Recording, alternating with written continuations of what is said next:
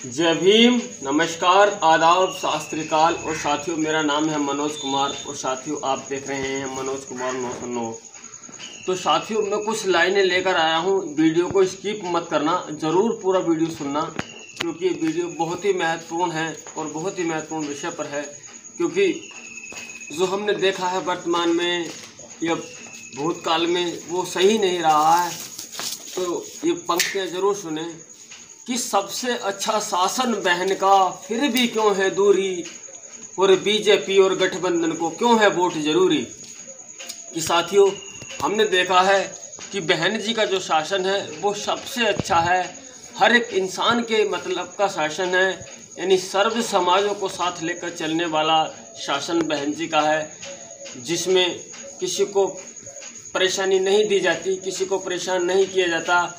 लेकर युवाओं से किसानों तक, बेरोजगारों तक, कारोबारी यानी किसी भी वर्ग को परेशान नहीं किया जाता जैसे आज परेशान किया जा रहा है। हर एक इंसान को बारी बारी से सबको सताया जा रहा है।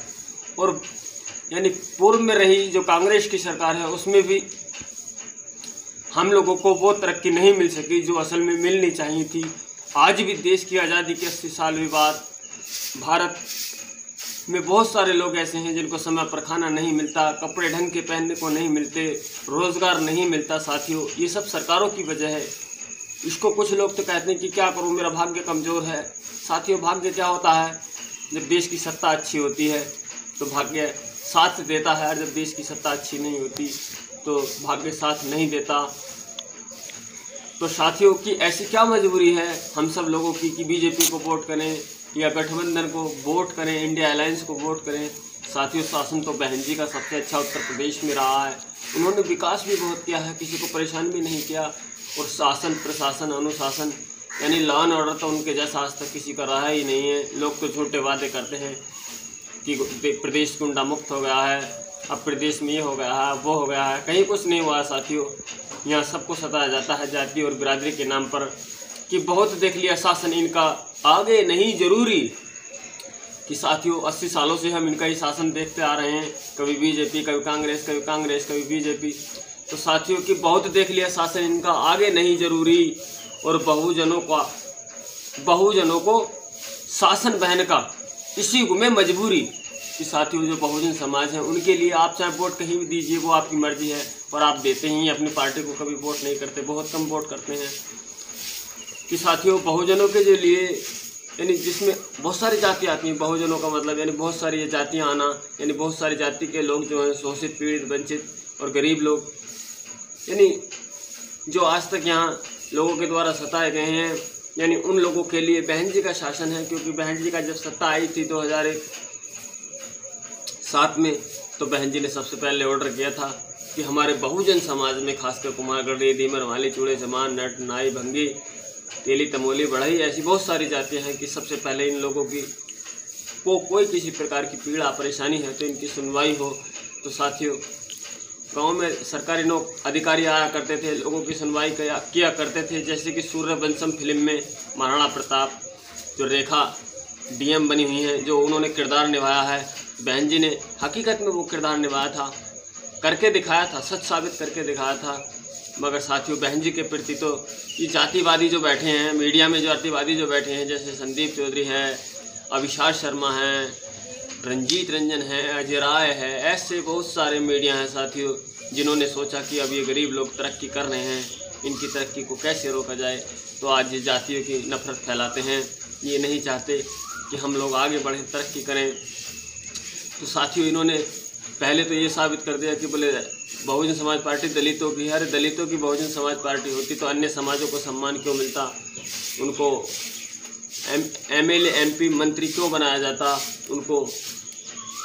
और साथियों, बहन जी ने तो सर्व समाजों को मंत्री बनाकर, पार्लियामेंट भेजकर, यानी ऐसा कोई क्षेत्र नहीं बचा जिसमें इन्हें आगे जाने का मौका नहीं दिया साथियों। और बहन जी ने तो जो आज हमारा खागी समाज है, जिसको राजपूत कह देते हैं, हमारे यहाँ काफ़ी राजपूत हैं हमारे हसनपुर लोकसभा में। तो साथियों, बहन जी ने यहाँ कभी जब गंगेश्वरी लगती थी विधानसभा हमारे यहाँ, तो उस समय बहन जी ने यानी बुद्ध सेन खागी जी को अपनी पार्टी में न जीतने के बाद भी रेल मंत्री बना दिया था सरकार के होते हुए, मगर कुछ षड्यंत्रकारी लोग यहाँ लोगों को बहकाते हैं। आज भी बसपा को नहीं दिखा रहे हैं, वो सपा को दिखाते हैं, इंडिया अलायंस को दिखा रहे हैं, इस पर बीजेपी को दिखाने का काम करते हैं। और जबकि साथियों ये पार्टी है तो हम भले ही ओबीसी समाज की भले ही पार्टी हो ये सपा, ये पंडितों की कांग्रेस भले ही हो, तो साथियों इसमें न तो पंडितों को कोई ऐसा खास लाभ मिला, बल्कि इनको नुकसान ही उठाने पड़े हैं। और न ही ओबीसी समाज का जो सबसे ज़्यादा भला चाहा वो बहन जी नहीं चाहा, मान्यवर काशीराम जी नहीं चाहा, इनके सिवा आज तक किसी ने नहीं चाहा। तो साथियों हम लोग तो बहुत बड़ी भूल कर रहे हैं, बहुत बड़ी गलती कर रहे हैं। अपना वोट कभी बीजेपी को दे रहे हैं, कभी इंडिया अलायंस को दे रहे हैं, कितनी बड़ी गलतियां कर रहे हैं साथियों। हम अपना वोट बहन जी को नहीं दे रहे। बहन जी ने बहुत कम पढ़े लिखे लोगों को सरकारी नौकरी देने का काम किया, लेकर पुलिस से लेकर सफाई कर्मी तक, शिक्षा मित्र की नौकरी भी तो साथियों बहन जी ने ही दी थी। और आज अब तो नौकरियां भी नहीं निकल रही, पर क्या करूँ, जो हमारा समाज कहते हैं ना कि गीदड़ के दिन आते हैं तो गांव की तरफ दौड़ लगाता है। साथियों मुझे तो लग रहा है कि हमारे ये जो समाज है, बहुजन समाज जो अनेकों जातियों में बटा है, इसके दिन आ रहे हैं। अगर इसके दिन नहीं आते तो ये लोग बसपा को वोट करते, क्योंकि बसपा एक ऐसी सरकार है जो सर्व समाजों को साथ लेकर चलती है साथियों। तो अगर यह मैं चाहता हूँ कि मुझे महसूस हो रहा है कि अगर बसपा सत्ता में नहीं आई तो यहाँ खून खराबे कभी बंद होने वाले नहीं हैं, ये लड़ाई दंगे झगड़े कभी बंद होने वाले नहीं हैं। क्योंकि बहन जी का एक ऐसा शासन है जिससे गुंडे डरते हैं, लोग डरते हैं, लोग गरीबों का उत्पीड़न करते हैं, लोग गरीबों को नुकसान पहुंचाते हैं साथियों। तो गरीब तो साथियों कोई ज़रूरी नहीं कि ऐसी समाज में ही होते हैं, हमारे स्वर्ण समाज में भी बहुत सारे गरीब रहते हैं, उनको भी तो सताया जाता है, उनको उनकी हिस्सेदारी भागीदारी नहीं मिल पा रही है। तो साथियों हम लोगों को असल में हम जो गरीब और अमीर इनकी कोई जाति बिरादरी नहीं होती साथियों। हम गरीबों को तो ईमानदारी से अपना वोट हाथी को ही करना चाहिए, क्योंकि गरीबों का भला जो है असल में वो हाथी की सरकार में है।